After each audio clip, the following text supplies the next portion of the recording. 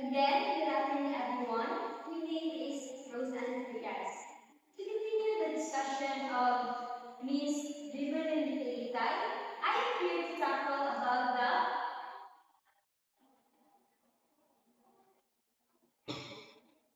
principles for material selection, development, and design. So according to Richard, 1990, good language materials are based on sound theoretical learning principles and background. This means that materials should be grounded in established theories of how learners acquire language, ensuring that activities support natural and effective learning. When materials follow proven principles, they guide learners how or toward gradual and meaningful progress.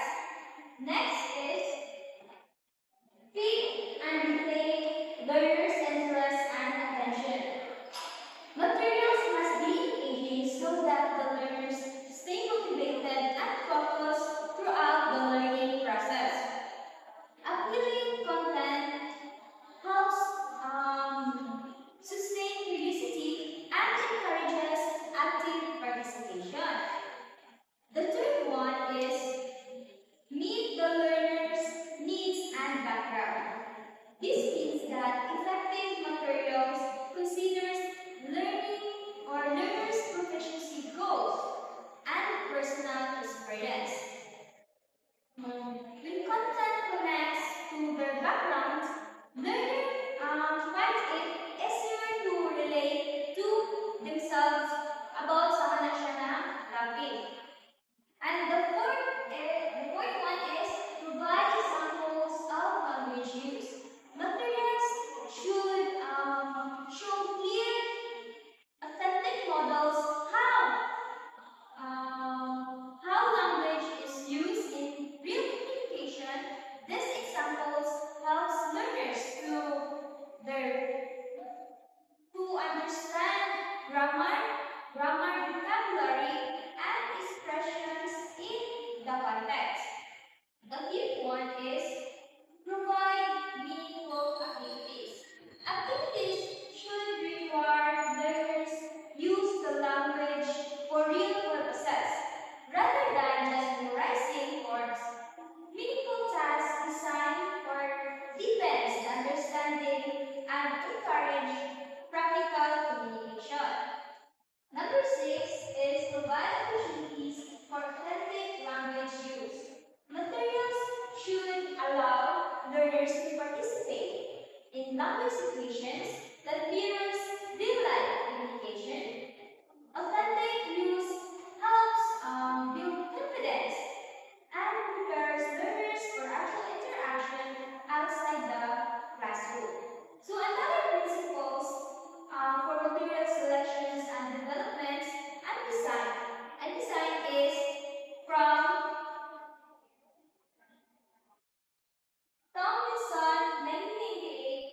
He stated that good language teaching materials should first achieve impact.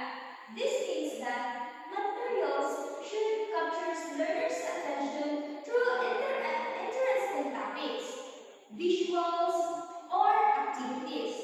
When materials make a strong impression, they become more memorable and effective. The next one is help learners develop confidence. Materials should offer tasks that are achievable yet challenging, allowing learners to express themselves or experiences success. As learners accomplish this task, their beliefs in their language abilities grow. The third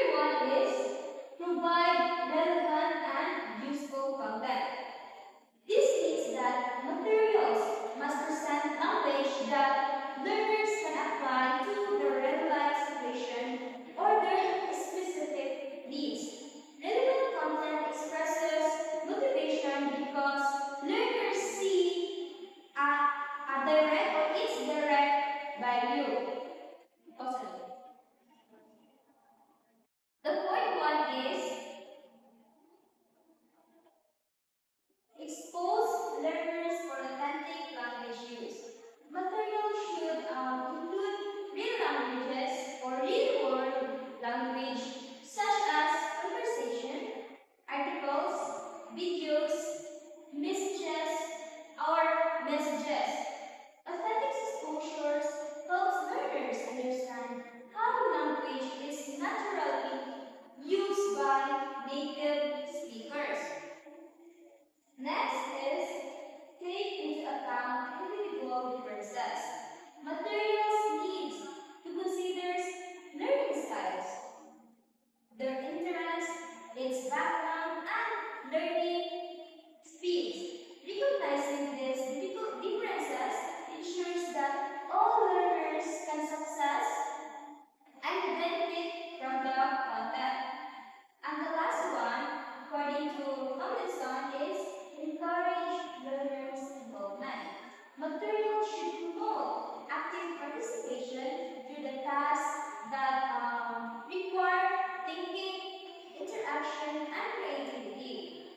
When learners are equal, they become more engaged and take ownership of their learning. And the last one, last person that has principles for material selection and development and design is according to Crawford. Crawford mentioned that effective language materials are present functional language in context. So materials should show how language is used in real situation rather than in isolated sentences. Context helps learners understand its meaning, purpose, and appropriate usage. Next, the second one is present realistic and authentic language models. Activities or materials must include example of language and it's naturally spoken or written by native or proficient speakers.